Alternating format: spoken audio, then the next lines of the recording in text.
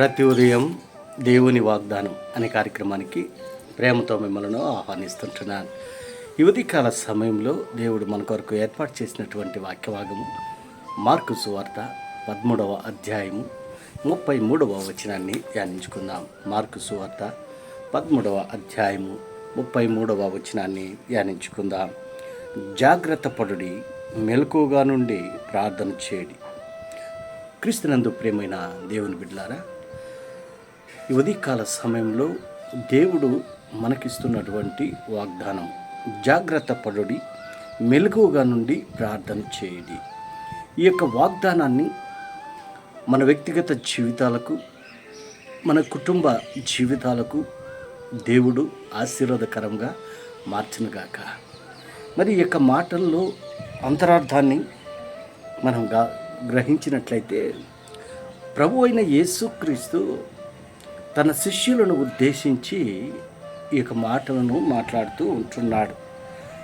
మరి ఆకాశమును భూమియును గతించిన కానీ నా మాటలు గతింపవు. ఆ దినమును గూర్చియు ఆ గడియను గూర్చియు తండ్రి తప్ప ఏ మనుష్యుడైనను, పరలోకమందలి దూతలైనను, కుమారుడైనను ఎరుగరు. ఇది రెండవ రాకడను ఉద్దేశించి ప్రభు అయిన యేసుక్రీస్తు తన శిష్యులతో మాట్లాడుతూ ఉంటున్నాడు. ఈ యొక్క మాటల్లో రెండు ప్రాముఖ్యమైనటువంటి అంశాలను మనం చూస్తూ ఉంటున్నాం. ఒకటి, జాగ్రత్త పడుడి, మెలకువగా నుండి ప్రార్థన చేయడి. ఈ రెండు మాటలు బహు జాగ్రత్తగా మనం గ్రహించినట్లయితే, మరి ఒక మనుష్యుడు తన దాసులకు అధికారం ఇచ్చి ప్రతి వానికి వాని పని నియమించి మెలకువగా ఉండమని ద్వారపాలకునికి ఆజ్ఞాపించి ఇల్లు విడిచి దేశాంతరం పోయినట్టే ఆ కాలము ఉండును. రెండవ రాకడ ఏ రీతిగా ఉంటుంది అని యేసుక్రీస్తును తన శిష్యులు ప్రశ్నించినప్పుడు ఆయన ఇస్తున్నటువంటి సమాధానం యొక్క మరి ఈ యొక్క వాగ్దానాన్ని, మరి ఆ కాలం ఎప్పుడు వచ్చునో మీకు తెలియదు. మరి ఆయన రాకడ ఏ రీతిగా ఉంటుందంటే దొంగవలే వస్తుంది అని చెప్పి వాక్యంలో మనం చూస్తుంటున్నాం. మరి ఇంకా అనేక సత్యాలను బైబిల్లో ఆయన రెండవ రాకడ గురించి మరి వివరించినట్లుగా మనం చూస్తుంటున్నాం. క్రీస్తునందు ప్రియమైన దేవుని బిడ్డ, ఆయన రాకడ ఎప్పుడు వచ్చునో తండ్రికి తప్ప ఎవరికి తెలియదు. మరి ఆయన వస్తూ ఉన్నాడు అనంటే మనం జాగ్రత్తగా ఉండాలి, మనం సిద్ధపడి ఉండాలి, మరి మెలకువగా ఉండాలి. మరి బుద్ధి కలిగినటువంటి కన్యకలు మనం గమనించినట్లయితే, మరి 10 మంది కన్యకలు పెండ్లి కుమారుని కొరకు వారు ఎదురు చూస్తూ ఉంటున్నారు. కానీ పెళ్లి కుమారుడు వచ్చే సమయానికి 5 మంది బుద్ధి కలిగినటువంటి కన్యకలు మరి పెళ్లి కుమారునితో ఆ విందులో పాల్గొన్నట్లుగా మనం చూస్తుంటున్నాం.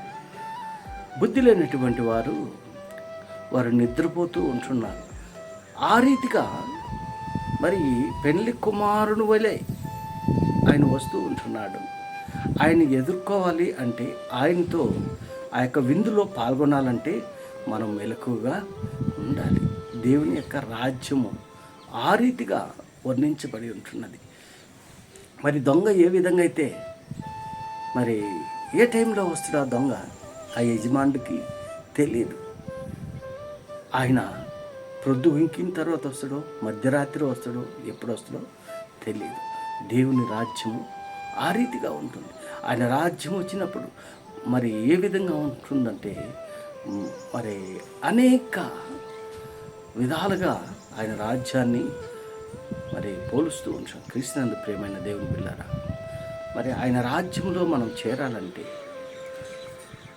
మనము మెలకువగా ఉండాలి, ప్రార్థించేటువంటి వారిగా ఉండాలి. ఈ రెండు కార్యాలు మన జీవితాల్లో ఉన్నప్పుడు ఆ యొక్క రాకడ సమయంలో మనము ఆయనతో కూడా ఎత్తబడేటువంటి వారిగా మనం ఉంటాం.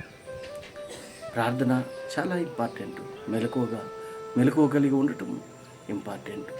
క్రైస్తవ జీవితంలో దేవుని నమ్మినటువంటి బిడ్డలుగా ఉన్నటువంటి మనము ప్రార్థించేటువంటి వారిగా ఉండాలి, మెలకువగా ఉండి ప్రార్థించాలి. మరి బుద్ధి కలిగినటువంటి కన్యకులు ఏ రీతికైతే మెలకుగా ఉండి ఆ యొక్క పెళ్లి కుమారుని విందులో పాల్గొన్నారో, మరి ఆ రీతిగా ఆయన రాకడలో మనం ఎత్తబడాలంటే మెలకుగా ఉండాలి. మరి ప్రార్థించేటువంటి వారిగా మనం ఉండాలి. అట్టి కృప దేవుడు మనందరికీ దయచేయనుగాక. ఈ యొక్క మాటలు మీకును మీ కుటుంబాలకును ఆశీర్వాదకరంగా దేవుడు మార్చునుగాక. ఆమేన్.